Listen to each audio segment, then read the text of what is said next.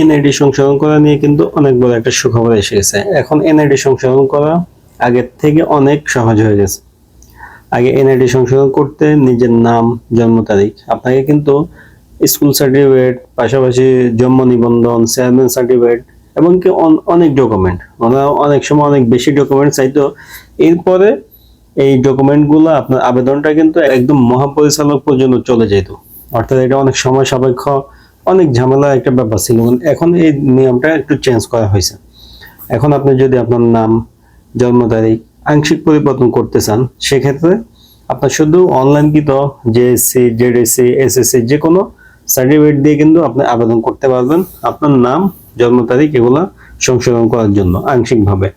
তো এখন সুবিধা যেটা, তা হচ্ছে আপনার যদি এই সার্টিফিকেটগুলো অনলাইনে থাকে, সাধারণত এখন তো যে কোনো সার্টিফিকেট অনলাইনে থাকে, এগুলো দিয়ে আবেদন করলে এই আবেদনটা কিন্তু আর একদম অন্য বিভাগ প্রধানের কাছে যাবে না।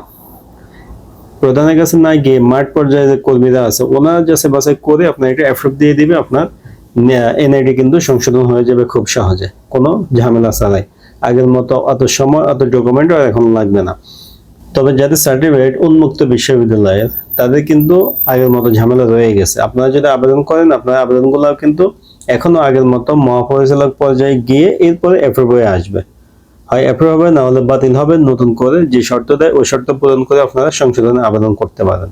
তো যারা নাম সম্পূর্ণ পরিবর্তন করবেন, নিজের নাম হইতে পারে, মা বাবার নাম, বিশেষ করে নিজের নামে সম্পূর্ণ। এখন আপনার নাম আছে হৃদয়, উদাহরণস্বরূপ হৃদয় আছে, আপনি এখন এটাকে পরিবর্তন করে আব্দুল্লাহ করতে চান।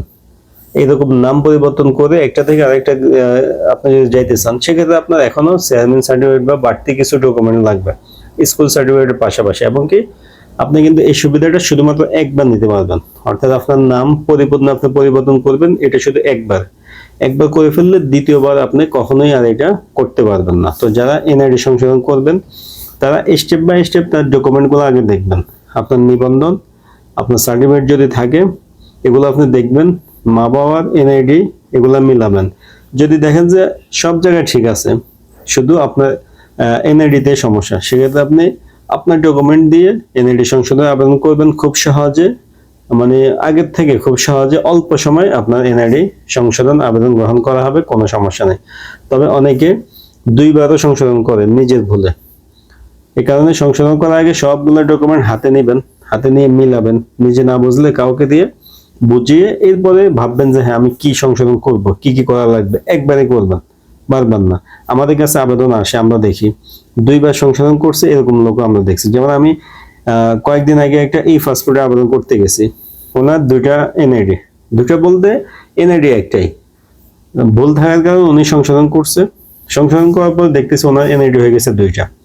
অর্থাৎ আগের এনআইডিটাও অনলাইনে আছে, সব তথ্য আগের মতো, নতুনটাও অনলাইনে আছে, দুইটা এনআইডি। এটা কোন ধরনের সংশোধন হইলো? তো এরকম করা যাবে না। আপনার বুঝে শুনে এরপরে সিদ্ধান্ত নেবেন সংশোধন করার। তবে অবশ্যই আগের থেকে সহজ হয়েছে, সময়ও কম লাগবে, ঝামেলা কম হয়েছে। আর কিভাবে আবেদন করবেন, নিজেটা নিজে করতে পারবেন। হ্যাঁ, নিজেরটা নিজেও করা যায়। যাদের ল্যাপটপ আছে বা মোবাইলে ভালো বুঝেন, তারা অবশ্যই আপনারা করতে পারবেন, কোনো সমস্যা নেই। আর সব থেকে ভালো হয় কোনো একটা কম্পিউটার দোকানে গিয়ে পরিচিত তাদের মাধ্যমে আবেদনটা করে নেওয়া।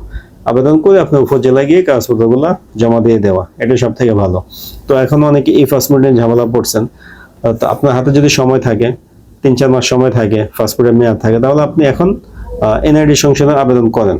আবেদন করে এনআইডিটা হাতে পাইলে বা অনলাইন কপি হাতে পাইলে ওইটা দিয়ে আপনি ই পাসপোর্ট করে নেন, ইনশাল্লাহ কোনো সমস্যা হবে না।